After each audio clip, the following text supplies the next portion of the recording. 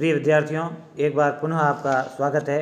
और हम जैसा कि आज के इस अपने अगले एपिसोड में देखेंगे कि शिशुपाल मध्य महाकाव्य के बारे में कल हमने चर्चा की थी महाकवि माघ के समय के बारे में।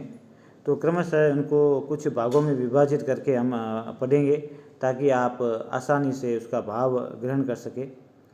तो जिस प्रकार से कल हमने उनके नाम की भी चर्चा की थी कि भारवी और माघ के नाम की भी परस्पर किस प्रकार से तुलना की जाती है और कहा जाता है कि तावद वा भारवेर भाति यावन माघस्यो नोदय। तो आप जैसा कि देखते हैं कि जितने भी प्रमुख कथानक है, प्रमुख महाकाव्य है, उन सभी का जो उपजीव्य है वो या तो रामायण रहा है या फिर महाभारत रहा। तो शिशुपाल वध का महाकाव्य का भी जो उपजीव्य काव्य है वो आपके महाभारत रहा है। और इसकी जो कथा वस्तु है वो मूल रूप से महाभारत के सभा पर्व के अध्याय 33 से लेकर 45 से ग्रहण की गई है। और महाकवि माघ ने उस नीरस कथानक को अपनी प्रतिभा का पारस प्रदान कर स्वर्ण में परिवर्तित कर दिया। ऐसे प्रतिभाशाली कवि रहे हैं हमारे महाकवि। और आप जानते हैं कि एक होड़ सी हो गई थी और जिस प्रकार भारवी ने अपने काव्य में अपनी विद्वता का प्रदर्शन किया है, तो महाकवि माघ ने उनसे भी आगे बढ़कर चाहे कोई भी क्षेत्र हो, चाहे राजनीति का हो, चाहे अलंकारों का हो, चाहे छंदों का हो, चाहे वास्तुशास्त्र का हो, चाहे विज्ञान का हो, चाहे आयुर्वेद का हो, चाहे दर्शन का हो, हर क्षेत्र के अंदर माघ ने अपनी कला का प्रदर्शन किया है, अपने ज्ञान का प्रदर्शन किया है। तो यह कथा 20 सर्ग के अंदर है। आप यहाँ तक भी देख सकते हैं कि सर्गों की संख्या भी बढ़ रही है। यहाँ से भी आप तुलनात्मक अध्ययन ध्यान में रख सकते हैं। यदि कभी आ जाए क्वेश्चन के रूप में भारवी और माघ के तुलनात्मक अध्ययन में, तो आप देख सकते हैं कि यहाँ पर जहाँ भारवी ने अपने किरातार्जुनीयम महाकाव्य के अंदर 18 सर्गों की रचना की, उसी प्रकार माघ ने अपने शिशुपाल वध महाकाव्य में 20 सर्गों की रचना की। इन महाकाव्यों को ग्रहण करना पढ़ना हमारे लिए इसलिए भी आसान रहता है क्योंकि भारत के अंदर रामायण एवं महाभारत महाकाव्यों से बाल वर्ग से लेकर वृद्ध वर्ग तक सभी परिचित है। इसलिए इनके साथ वो आसानी से तादात्म्य स्थापित कर पाते हैं, आसानी से भाव ग्रहण कर पाते हैं। और यदि अलंकारों का आवरण इतना न डाला गया होता विद्वता प्रदर्शन के दृष्टिकोण से, तो इन महाकाव्यों की छवि अपने आप में और भी अधिक अनुपम हो सकती थी। लेकिन जिस समय जैसा काल होता है, तत्कालीन परिस्थितियों के अनुसार ही महाकाव्य की रचना की जाती है। तो इस महाकाव्य का जो मूल कथानक है वो यह है कि इसके अंदर राजसूय यज्ञ का वर्णन है। और महाराज युधिष्ठिर है वो राजसूय यज्ञ का आयोजन करते हैं। और यह जो कथा है आपको महाभारत के अतिरिक्त पद्म पुराण, विष्णु पुराण और ब्रह्म वैवर्त पुराण में भी मिलती है। ये आप देखिए कि इतने स्थानों पर आपको और यह कथानक प्राप्त होता है, देख सकते हैं आप। कवि माघ के बारे में कहा जाता है कि अपनी महाकाव्य की कथा वस्तु को इन्होंने मुख्य रूप से है वो श्रीमद् भागवत के जो अध्याय है 10, 71 से 75 के आधार पर प्रस्तुत किया है। अब आप देख सकते हैं यहाँ पर जैसे कि आधार पर ही मुख्यतः प्रस्तुत किया है। तो शिशुपाल वधम की कथा के स्त्रोत रूप में उपलब्ध जो ग्रंथ है और महाकाव्य की कथा के अनेक स्थलों पर भी वैषम्य पाया जाता है। तो इस बारे में भी हम देखें कि जो विषमता है उनका भी हमें ध्यान रखना चाहिए। तो आप देखें कि ये कुछ निशान हो गए, इनको हम अनडू कर देते हैं, आप समझ गए होंगे। हाँ, अब आप देखें, अभी तक ये निशान नहीं गया।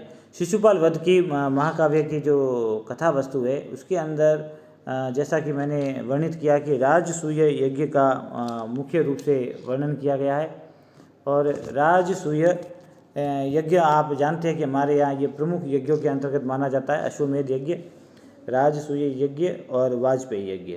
तो इस ग्रंथ का कथानक क्या है कि इस ग्रंथ का भी जो मूल भाव यही है कि अहंकार के नाश का संदेश देना और ज्ञान के बारे में प्रचार प्रसार करना।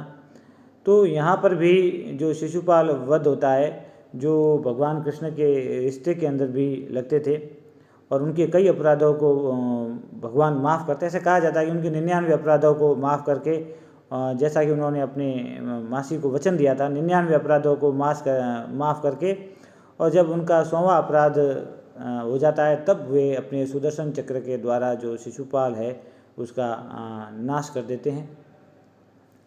तो जब राजसूय यज्ञ के लिए युधिष्ठिर भगवान श्री कृष्ण को संदेशा देने के लिए आते हैं, तब उसी समय यह विचार भी, उसी समय नारद भी उपस्थित होते हैं। उससे पहले भगवान श्री कृष्ण के समक्ष उपस्थित होते हैं और वो बताते हैं कि किस प्रकार संपूर्ण संसार है वो शिशुपाल वध के अत्याचारों से पीड़ित है, और इंद्र को स्वर्ग में भी वो किस प्रकार से परेशान कर रहे हैं, और इंद्र भी प्रताड़ित है। और वो उनका संदेश लेकर आते हैं कि किसी भी प्रकार से शिशुपाल के जो अत्याचार है, उन अत्याचारों से वो उन्हें मुक्ति दिलाने का आग्रह करें, प्रयास करें। और भगवान श्री कृष्ण उन्हें वचन दे देते हैं कि वो शिशुपाल के अत्याचारों से उनको मुक्ति दिलाएंगे। तो यहाँ से कथानक है वो आरंभ होता है।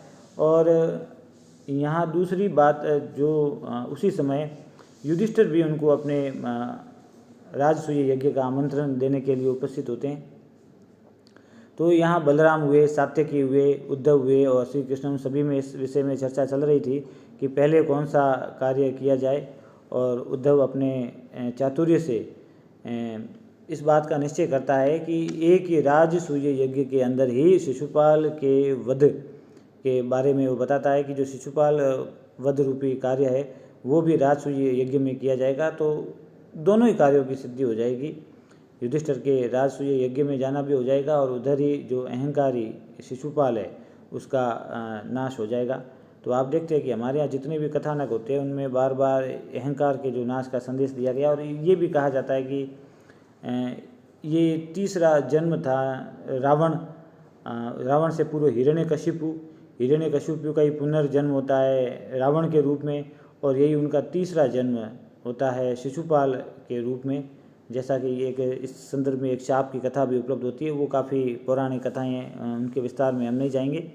लेकिन आप जान सकते हैं कि एक ही प्रकार से ये 3 आतताई उत्पन्न होते हैं और भगवान विष्णु विभिन्न अवतारों के रूप में आकर, जैसा कि आप देखते हैं कि हिरण्यकशिपु का जो वध है वो नरसिंह अवतार के रूप में करते हैं, और रावण का जो वध है वो भगवान राम के अवतार के रूप में करते हैं, और शिशुपाल का वध है वो श्री कृष्ण का अवतार लेकर करते हैं। तो ये बार बार भगवान श्री कृष्ण के जो अवतार लेने का उद्देश्य ये है कि जब जब पृथ्वी पर धर्म की हानि होती है तब भगवान अवतार के रूप में अपना अवतरण करते हैं।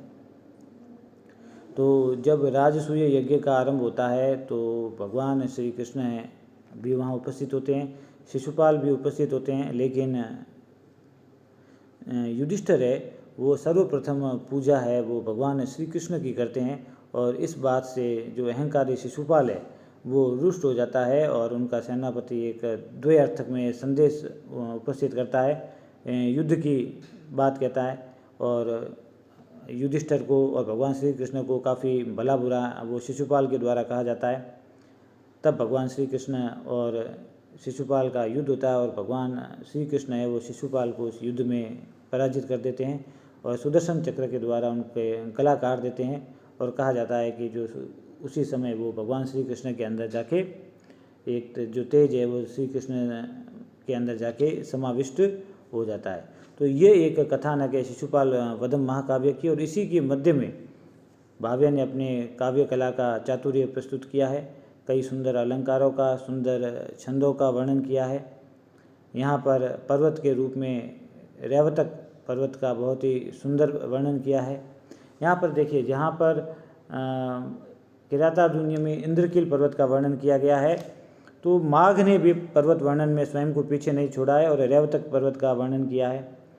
जहाँ किरातार्जुनीयम अपने शरद ऋतु के वर्णन के कारण प्रसिद्ध है, वहीं माघ ने अपने शिशुपाल महाकाव्य में उससे भी आगे बढ़कर सभी 6 ऋतुओं का बहुत ही सुंदर वर्णन किया गया है। इसके अलावा जो सूर्य और चंद्र के उदय का एक अनुपम छटा उन्होंने प्रस्तुत की है, जिसको हम एक अगले भाग के रूप में उनके कुछ प्रमुख जो श्लोक है जो उनके भिन्न भिन्न ज्ञान क्षेत्रों से संबंधित है, उसके बारे में हम देखेंगे कि किस प्रकार बहुत ही सुंदर रूप में उन्होंने जो वर्णन किया है।